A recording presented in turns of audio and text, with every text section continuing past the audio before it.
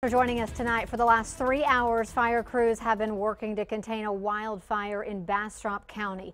It is on Highway 71 near Tahitian Village. Several homes are being threatened right now, at least 30 at one point. We've got team coverage of the event tonight. Our Chris Davis is at the evacuation center. We're going to check in with him in a minute, but first let's check in with Alyssa Gord, who is live at the fire, keeping an eye on those flames. Alyssa? Aaron, we're out here at the Royal Pines Fire. We're on 71 right now. If you look just right across the highway, you can see the blaze going for a long stretch down this highway. You can see the flames. It's extremely smoky over here.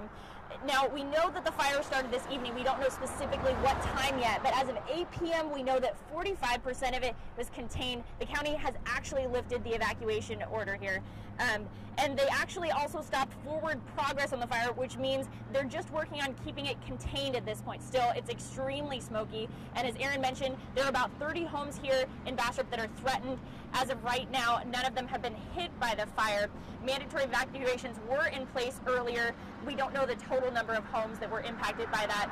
Starflight and the Texas Forest Service are helping with helicopters. There are multiple fire agencies who are also on scene to help.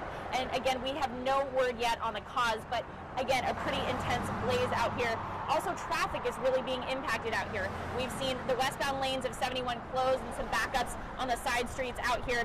Now, this is important because this is the same area where the Bastrop complex fire happened earlier. There were some people who lost their homes and were also impacted by the complex fire in 2011.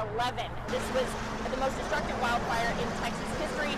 2 people were killed and nearly 1,700 homes were destroyed. Now, we also heard from Mike Norman, who works with Bastrop County. He tells us a little bit more about what's happening out here. Behind me, you can see all the dead stuff sticking up. That was from the complex fire in 2011. Firestorm swept through here on the second day of the fire.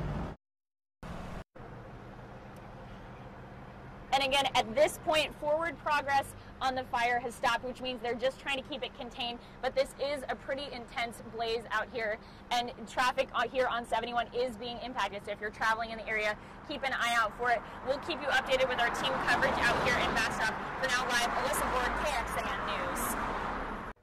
All right, thank you so much, Alyssa. And as she mentioned, between 30 and 40 families were evacuated tonight. Emergency teams opened a shelter at the Smithville Recreation Center. That's at 106 Gaisley Street in Smithville. Our Chris Davis is there now with the latest. Chris? Well, Aaron, so far we are told that only 4 people have actually registered here at the rec center here in Smithville from 3 different families. And that is out of about 30 to 35 is what we've been hearing here, families who were evacuated from that area. They're not sure how many people are going to be coming to the rec center to stay, but they do have cots, they have water, they have Gatorade that volunteers have been bringing by. They have all of this. Anyone who does need to come by. I spoke with a gentleman just a little bit ago. His name is Paul Reeves. He lives on Pine Hill Loop. That's that road that's just off of 71, just to the north, right in that neighborhood. He lives in a trailer home up in there. He said he was headed to his grandson's house, and when he got there, basically they were both met by a police officer who said they needed to get out. He was able to go.